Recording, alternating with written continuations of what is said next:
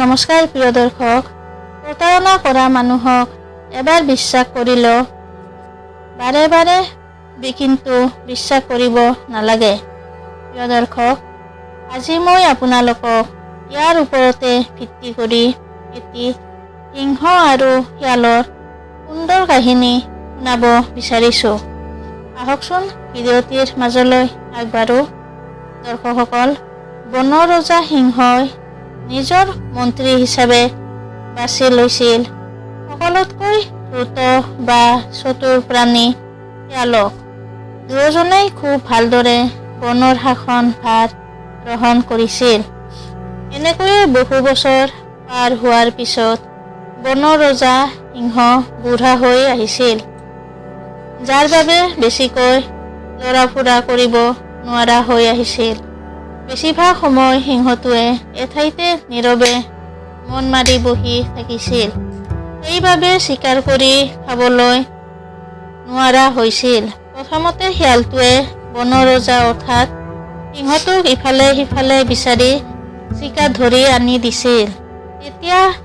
যেতিয়া বনৰ অন্য জন্তুবোৰে শিয়ালৰ চতুৰাৰি বুজিব পাৰিলে, তেতিয়া শিয়ালটোক দেখিলেই 10 হাত দূৰৰ পৰাই পলাইছিল। লাহে লাহে শিয়ালটোৱে চিকাৰ ধৰি আনিব নোৱাৰা হৈছিল।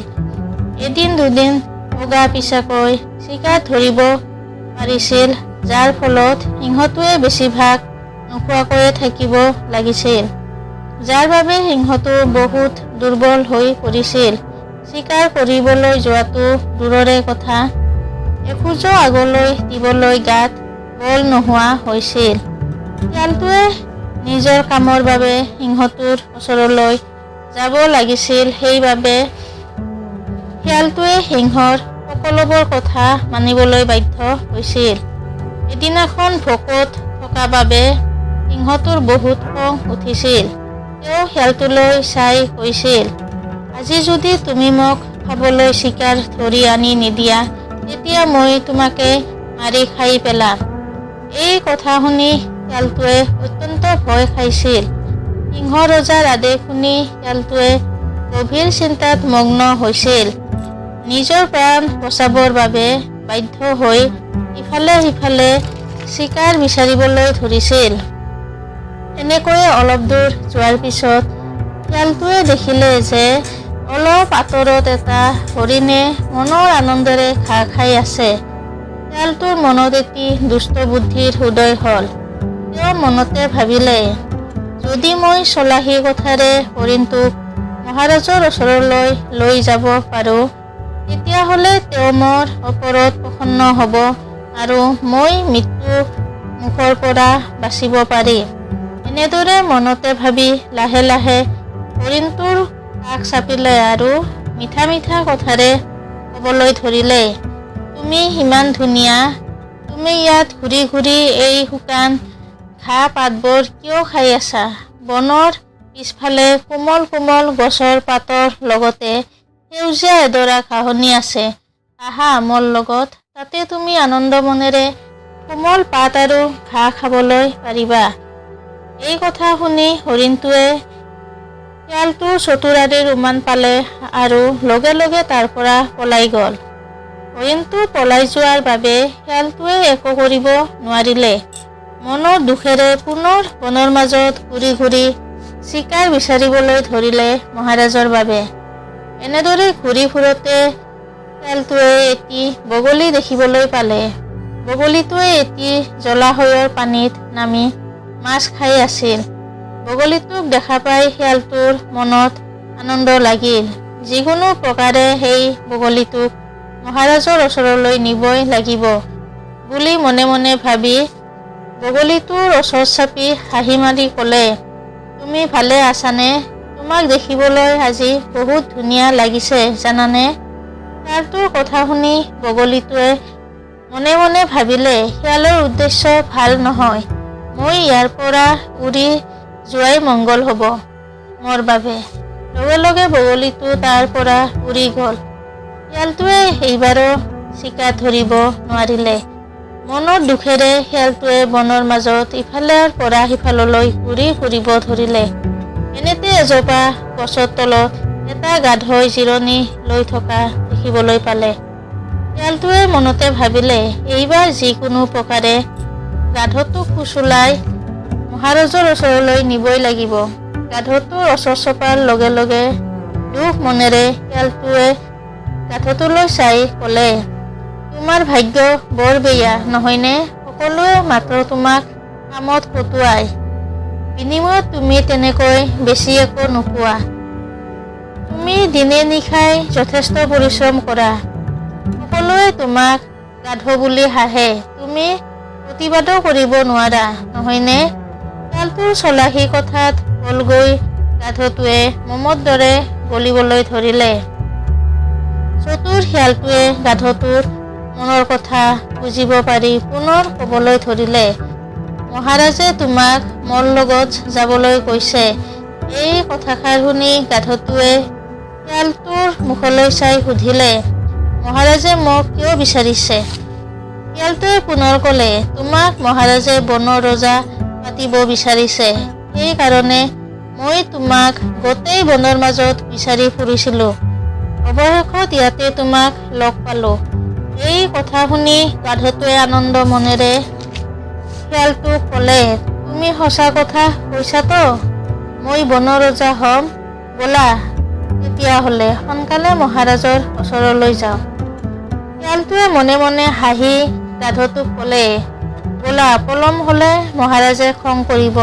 শিয়ালটোৰ পিছে পিছে গাধটোৱে গৈ সিংহ থকা গুহাটোৰ ভিতৰত প্ৰৱেশ কৰিলে।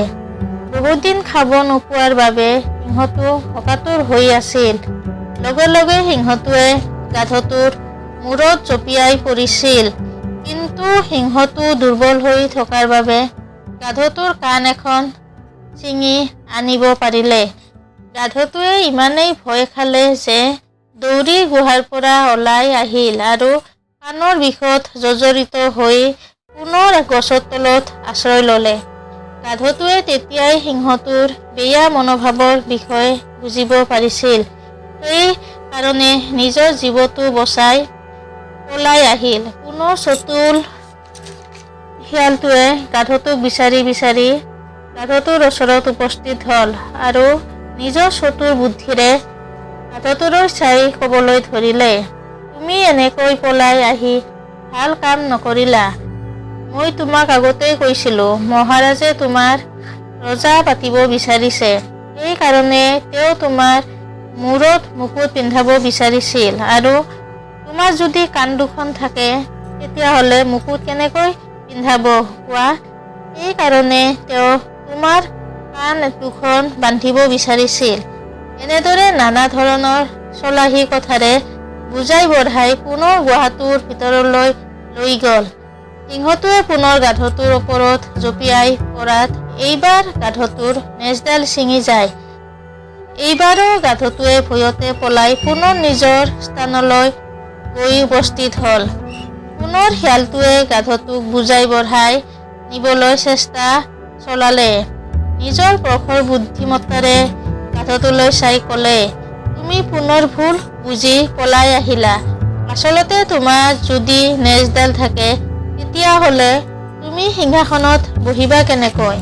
সেইকাৰণে মহাৰাজে তোমাৰ নেজডাল আগতেই ছিঙিব বিচাৰিছিল বাবেইতো তেওঁ তোমাৰ নেজডাল ছিঙিলে। সোনকালে ব'লা, মহাৰাজে তোমাৰ বাবে অপেক্ষা কৰি আছে, তোমাক বনৰ ৰজা পাতিব বুলি। অজলা গাধটোৱে এইবাৰো শিয়ালটোৰ কথাত ভুল গ'ল। ৰজা হোৱাৰ লোভত পুনৰ শিয়ালটোৰ পিছে পিছে গুহাৰ ভিতৰত উপস্থিত হ'ল। কিন্তু এইবাৰ গাধটোৱে নিজকে বচাব নোৱাৰিলে। প্ৰচণ্ড জোৰেৰে সিংহটোৱে গাধটোৰ ওপৰত জঁপিয়াই পৰিল। সিংহটোৰ আক্ৰমণত গাধটো মাটিত বাগৰি পৰিল, তেজেৰে লুতুৰি পুতুৰি হৈ। বহুত দিনৰ মূৰত মাংস খাবলৈ পাই সিংহটোৱে এফালৰ পৰা সকলো মাংস খাই শেষ কৰিবলৈ ধৰিলে। এতিয়া শিয়ালটোৱে নিজৰ চতুৰ বুদ্ধিৰে সিংহটোলৈ চাই ক'লে, মহাৰাজ, গাধটোৰ মুঠটো আপুনি মোক দিয়ক, মই ধুনীয়াকৈ আপোনাক এখন ডাঙৰ কাঁহীত সজাই দিম। শিয়ালটোৰ কথাত মান্তি হৈ যেতিয়া গাধটোৰ মূৰটো শিয়ালক দিলে তেতিয়া শিয়ালটোৱে মূৰটোৰ ভিতৰত থকা সকলোবোৰ মনৰ মহা আনন্দেৰে চেলেকি চেলেকি খাই পেলালে।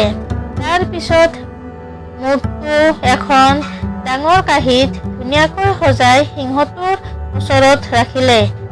মূৰটোৰ ভিতৰত একো বিচাৰি নাপাই সিংহটোৱে শিয়ালটোলৈ চাই সুধিলে, গাধটোৰ মূৰটোৰ ভিতৰত থকা মগজু কলৈ গল?